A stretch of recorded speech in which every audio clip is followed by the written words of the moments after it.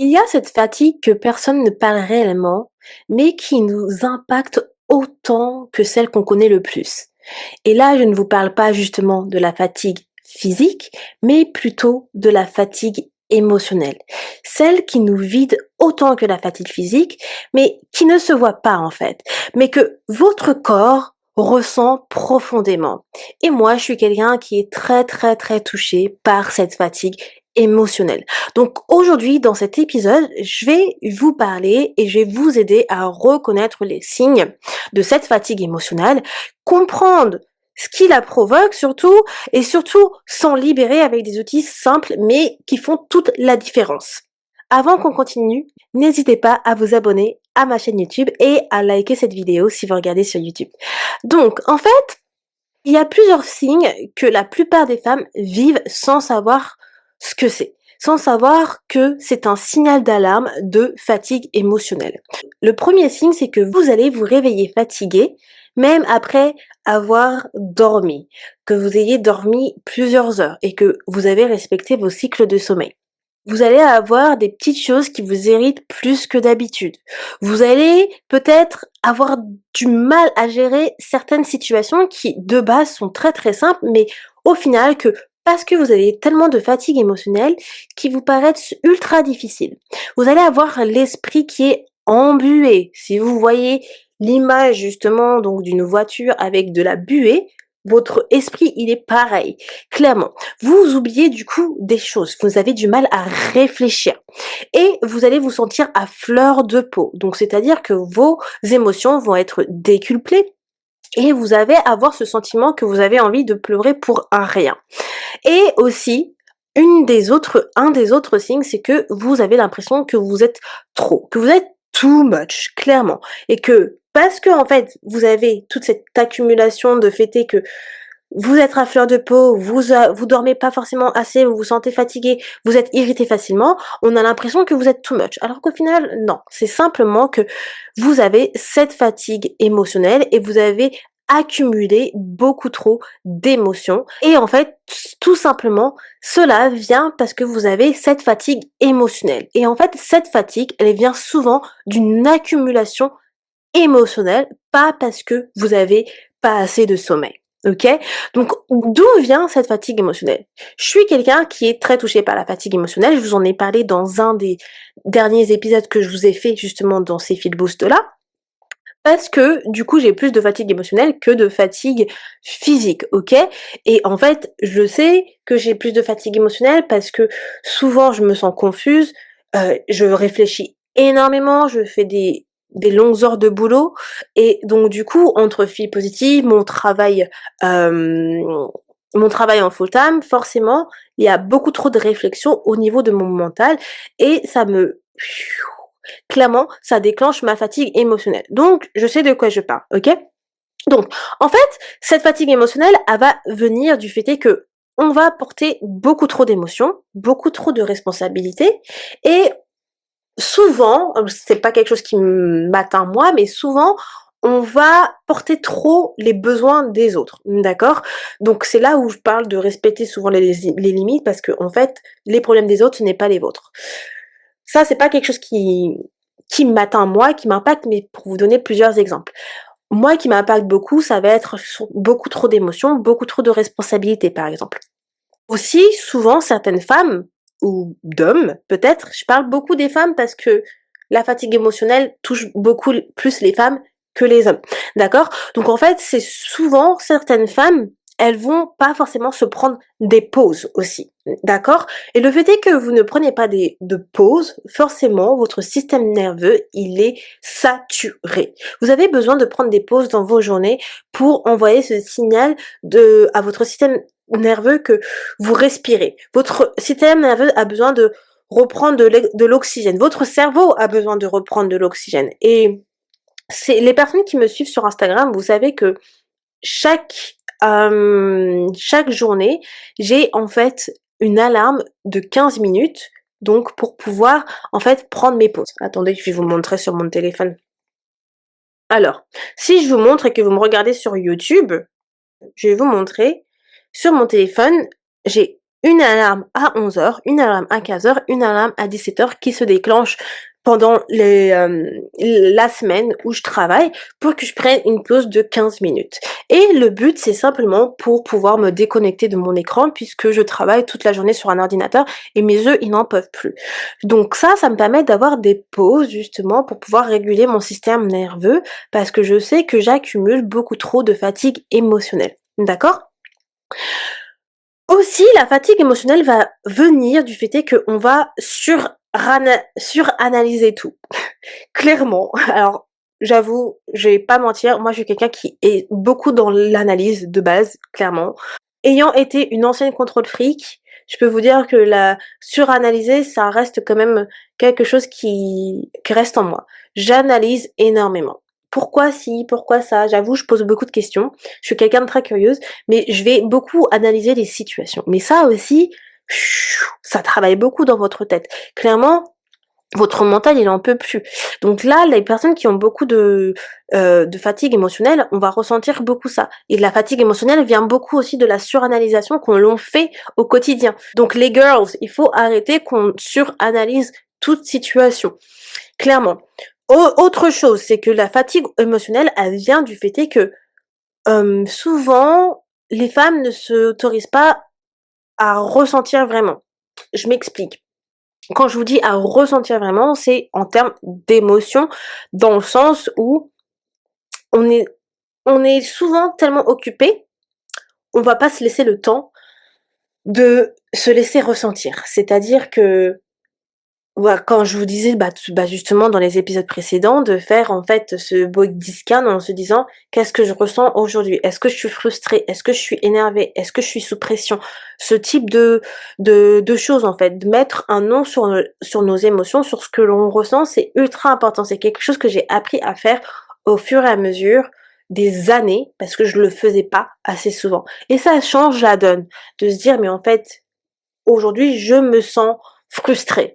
Je me sens anxieux, je me sens angoissée. Ça fait toute la différence parce que vous arrivez à mettre des mots sur ce que vous ressentez.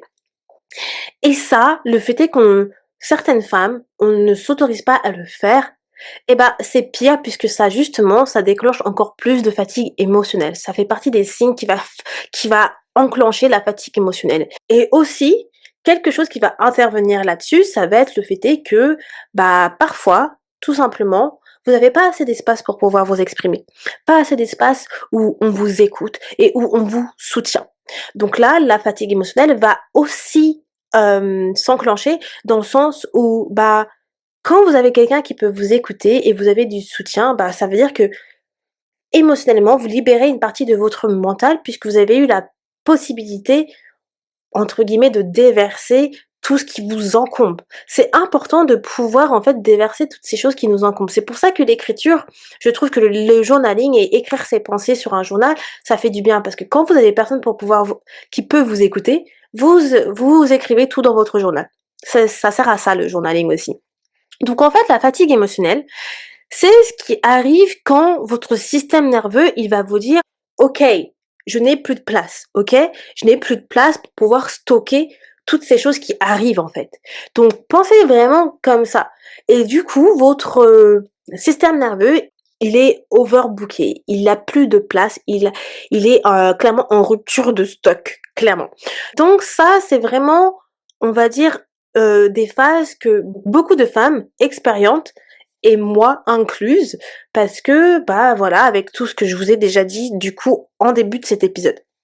Mais il y a un processus que vous pouvez faire pour pouvoir vous libérer de la fatigue émotionnelle. Et c'est un processus que je fais encore au fur et à mesure, puisque de toute façon, la fatigue émotionnelle, ça va, ça vient. C'est comme la fatigue physique, ça va, ça vient. Ça peut partir et ça peut revenir. Voilà. Donc quand on s'en libère, ça peut revenir dans 3 semaines. Donc il faut toujours refaire ce processus et adopter, on va dire, les bonnes manières pour éviter au maximum cette fatigue émotionnelle. Donc, premier processus, c'est d'identifier l'émotion. Donc, ce processus, il se compose de 3 étapes, d'accord? La première étape, c'est de identifier l'émotion qui vous consomme, OK? Donc est-ce que j'ai fait un épisode Il me semble que j'ai fait un épisode de fil positif à ce sujet. Je pensais beaucoup aussi à mon programme RISE parce que dans mon programme RISE, je vous parle justement de comment, justement, réguler ses émotions, mais je crois que j'ai fait un épisode là-dessus. Bref, identifiez l'émotion qui vous consomme. La fatigue émotionnelle, elle vient rarement de toutes les émotions, bien évidemment. En fait, elle va venir soit des émotions que vous évitez depuis trop longtemps, ou soit des émotions que vous vivez trop pendant longtemps. D'accord? Donc, posez-vous la question, quelle émotion je vis depuis trop longtemps? Ou au contraire, quelle émotion j'ai du mal à rencontrer en fait en ce moment. Donc c'est le contraire. Donc c'est-à-dire émotion que je vis pendant trop longtemps, ça veut dire, par exemple, ça va être la frustration, peut-être l'angoisse, ou l'émotion que j'ai du mal à rencontrer en ce moment, ça va être de la joie, contente, apaisement. Donc posez-vous cette première question. Ça c'est la première étape du processus. Identifiez l'émotion qui vous consomme. Deuxième étape, ça va être créer un espace où vous allez pouvoir décompresser. D'accord? Donc en fait, votre système nerveux, il a besoin de 2 choses. La première, c'est de la sécurité. OK? Votre système nerveux, il a besoin de se sentir en sécurité et la deuxième, c'est la lenteur. OK? Donc vous avez besoin de ralentir, ne pas toujours être dans l'action, dans votre énergie masculine et ne pas toujours être dans la rapidité. Donc dans cet espace que vous créez, en fait, ça va être un espace de sûreté, un espace qui vous fait du bien et qui vous permet d'avoir du coup cette sécurité et cette lenteur. Donc ça peut être tout simplement un espace où vous prenez du temps pour pouvoir faire des exercices de respiration. J'aime bien faire la respiration carrée, donc c'est l'exercice de respiration où vous faites 4 secondes de respiration, d'inspiration, pardon, puis 4 secondes où vous hold, puis 4 secondes où vous expirez et 4 secondes où vous hold. Et ensuite, vous répétez ce cycle pendant 4 ou 5 minutes ou un peu plus si vous le souhaitez. Vous pouvez créer un espace où vous éteignez votre téléphone, donc du coup pendant la période où vous travaillez ou peut-être 30 minutes avant de dormir ou vous le mettez en silencieux. En fait, vous faites ce que vous souhaitez, ce que vous préférez. Ça peut être un espace où vous, je sais pas, vous faites, je ne sais pas, 30 minutes de silence en fin de journée, 30 minutes de silence en début de journée, quelque chose comme ça. Ça peut être un espace où vous créez, où vous allez marcher seul, sans personne, sans podcast, sans musique, simplement en écoutant la nature et en étant présent. Ça peut être un espace où tout simplement vous ne faites rien et vous avez que du silence et c'est votre médicament de la journée. Alors en fait, cet espace, comme je disais, c'est vraiment un espace pour favoriser la sécurité et la lenteur pour justement pour votre système nerveux. Donc ça va être le deuxième point du processus. Donc moi, ce que je fais, du coup, j'ai plus dans mon espace, ce que je fais, c'est du coup, j'ai la respiration carrée, comme je vous parlais. Mon téléphone, il est toujours en mute le soir, donc en muet. Vous savez, sur les iPhones, vous avez plusieurs phases que vous pouvez utiliser. Donc moi, je configure ces phases-là, d'accord? Donc, configurez ces phases si vous avez un iPhone. Moi, il est en muet. Aussi, j'ai une règle qui fait que j'ai plus d'écran, enfin écran ordinateur, où je vais pas sur mon téléphone, après 9 heures. Clairement, c'est fini. À part les seuls écrans, c'est un film à la télé avec mon chéri si on se regarde un film le soir, d'accord? Donc créez-vous votre espace sécurisant et qui vous permet de ralentir. Et la troisième phase du processus, ça va être du coup libérer l'émotion de votre corps. Donc ça, c'est aussi une étape très importante puisque c'est la dernière étape. Donc en fait, qu'est-ce que ça veut dire? Ça veut dire que une émotion que vous ne vivez pas, c'est une émotion que vous stockez. Et en fait, cette émotion-là, puisque vous la stockez, elle va vous épuiser parce que vous ne l'avez pas libérée. D'accord? C'est pour ça que faire la régulation réguler ses émotions, c'est super important parce que stocker une émotion, ça va vous épuiser puisque au final, à la fin, vous allez exploser. Donc, il y a 3 méthodes très simples et efficaces que vous pouvez utiliser pour libérer cette émotion. Dans un premier temps, ça va être du coup, je pense que vous le savez, ça va être faire des mouvements. Ça va être actif en fait, des mouvements qui sont lents. Donc, tout ce qui est étirement, vraiment, c'est quelque chose qui va vous faire du bien et qui va permettre vraiment de libérer l'émotion de votre corps. Les étirements, c'est la base. Faites du yoga. Moi, je fais beaucoup de positions de yoga. que je fais souvent pour pouvoir libérer, les émotions et ça fait un énorme bien. Il y a plusieurs positions que vous pouvez faire. Franchement, moi, j'utilise Pinterest. Pinterest, c'est vraiment, je suis trop fan. J'ai comment dire? Des boards où justement dans chaque board, j'ai certaines choses que j'utilise pour certaines intentions, pour certains goals. Bref, faites des mouvements lents comme étirement, comme yoga, je sais pas, le somatic flow, tout ce qui vous correspond. Deuxième méthode, je vous en parle souvent, le journaling. Le journaling, best méthode pour pouvoir libérer l'émotion si vous n'êtes pas là quelqu'un qui est très actif, clairement. Ensuite, dernière méthode, ça va être en fait, comment dire? Libérer tout par, en fait, les pleurs. Oups! Encore une fois, j'ai punché mon micro! Décidément, je suis trop dans le mouvement. Ça va être, bah, les pleurs, heu, bouger, mais bouger en mode danser, extérioriser en fait. Vous voyez? Donc extérioriser, de manière saine tout ce qui vous encombre. Donc pleurer, c'est vraiment, bah, aussi quelque chose qui permet de libérer très sainement vos émotions et où vous en avez besoin et c'est pour ça qu'après quand on a pleuré, on sent vraiment un soulagement dans notre corps. Donc pleurez, faites, du breathwork as well. Je pense que le breathwork, c'est aussi quelque chose de très sain qui permet de libérer les émotions, que j'adore faire. Je vous avais donné une chaîne justement de breathwork de Sandy quand je vous en avais parlé dans les fil boost d'été. Je l'adore ce monsieur. Il est vraiment trop génial. Donc bougez, dansez, vraiment ça vous fait du bien. Donc voilà pour ce processus en 3 étapes, je vais vous le répéter.